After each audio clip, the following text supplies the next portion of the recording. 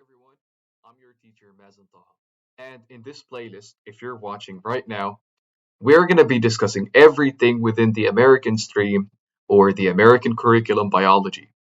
We're going to start off with the book or the content I'm going to be using. If you're in an American school, then most probably you're going to be using the same book I'm using right now.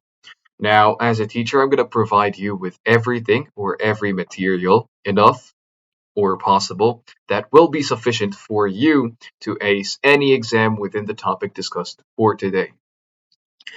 I cannot guarantee you, but the information provided will be sufficient. So, without further ado, let's start with the chapter for today. So, chapter 32, section 1, nutrients and homeostasis. So, water. Let's discuss water. Water is the essence of life. Water makes up 60% of your body. And for you to know in this book right now, water is responsible for most of the reactions that happens in the body to maintain homeostasis. Homeostasis is the balance of the body. So if you're too cold, the body is going to give signals for you to start generating heat so you can return back to normal, and vice versa. Water is also used for moisture of the skin, and it's preferable for you to drink a lot of water um, so you can balance out the water that is lost from the body, because every day you lose water in the forms of urine, sweat, and respiration. Let's move on to carbohydrates. And carbohydrates are one of the main sources of your energy that could be ingested in the body. Carbohydrates are simple sugars. They are called monosaccharides, and they are mainly found in vegetables, grains, and potatoes, such as glucose. When you eat a lot of carbohydrates, more than the body would use on a daily basis, the body would tell, like the brain would tell the body, hey, there is a lot of things coming in, and we may need it afterwards. So, how about we just store it so when the day comes and we need to break down this food, we can have a source. So excess carbohydrates are stored in the body as glycogen, and it is stored as fat. And this is why fat people or people who are dealing with obesity have these flabs, and these are the carbohydrates, excess carbohydrates that they ate throughout their livelihood. So let's move on to something that we're all enjoying and we love, proteins. So, what are proteins? If you're an athlete or somebody that plays sports, you already know that you take in a lot of these substances. Why? Because they are responsible for the body cells repair and muscle cells specifically.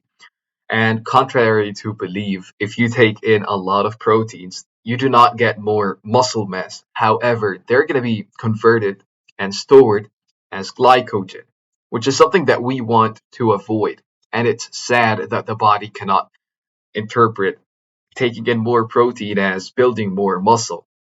So you should regulate this more. Fun fact.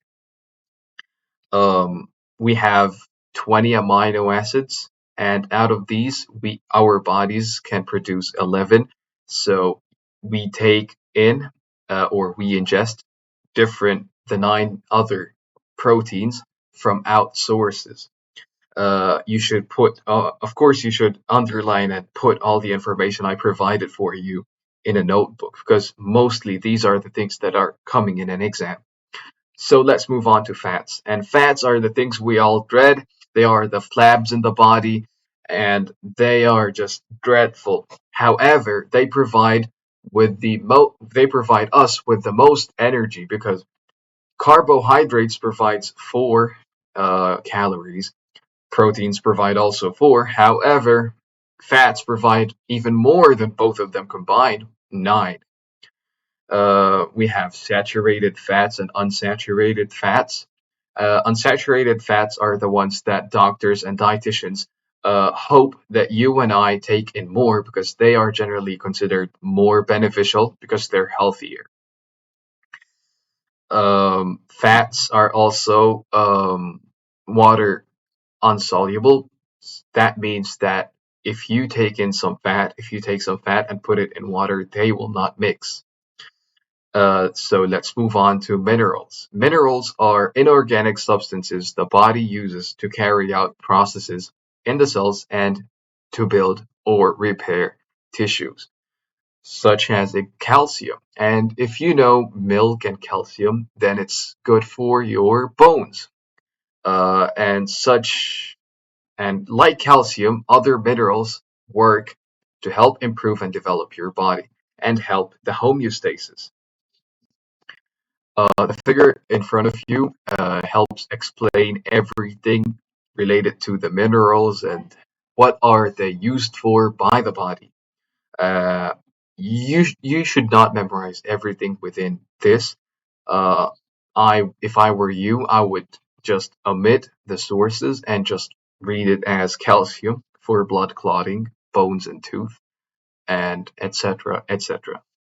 Now we're going to be moving on to vitamins, and vitamins are organic molecules, unlike their peers, the minerals. And vitamins are broken down into two groups: water soluble and fat soluble. The fat soluble ones are the vitamins that could be dissolved in fatty acids, and they are the vitamin A, D, E, and K. And they are pretty harmful, and it is suggested to take the responsible or the recommended amount and do not overtake it. We're going to be moving on to the water soluble vitamins. Now, the water soluble vitamins are the vitamins that could be dissolved in water from the name.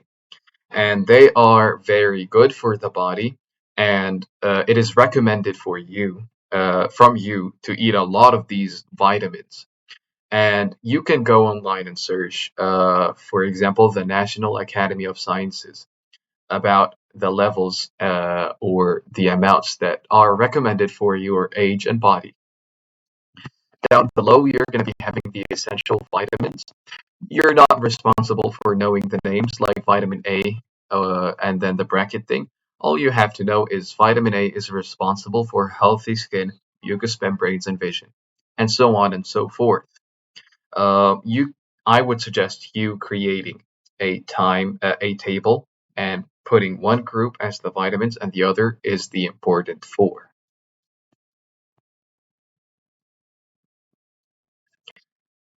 Now, you should also keep in mind that your diet should be consistent with the different substances and chemicals that we discussed before that are required or recommended for you. So you shouldn't overtake or undertake them. Of course, different foods have different levels of these substances, and this is something beautiful because you're not restrained to one certain type of foods. As we discussed before, calories give you carbohydrates give you 4 calories, proteins give you 4 calories, and fats give you 9. Um, and this is pretty much what you need to know about the calories. You don't have to know a lot about this, I don't think. Uh, and no exam in front of me have ever got or added more than this. This is bonus info if you are a type of person who is into eating healthy and you care about your body. So if you take any product and flip it to the back of the cover, you're gonna find something called a food label. Most people do not read it. People who are keen about their health, they are into this. As you can see in the picture in front of you, we have here something that tells you the different levels or the different components of the food that you're eating. So for this macaroni and cheese, we have 12 grams, 18%. But there is a catch. This is not the whole thing. This is per serving, and this is one of the ways of advertising businesses and companies use against you and I. They do not give you the total thing. However, they give you each per serving. So you have to keep that in mind when you're eating or ingesting such things and you're keen about the type of calories and the type of intake. I would recommend you taking a second and reading all of this in front of you right now. Pause the video. And thank you guys for watching today, section 1 of the chapter Digestion. Later on, we're going to be taking more and study on a daily basis. Do not keep everything till the end. And hopefully meeting you guys later on. Thank you and goodbye.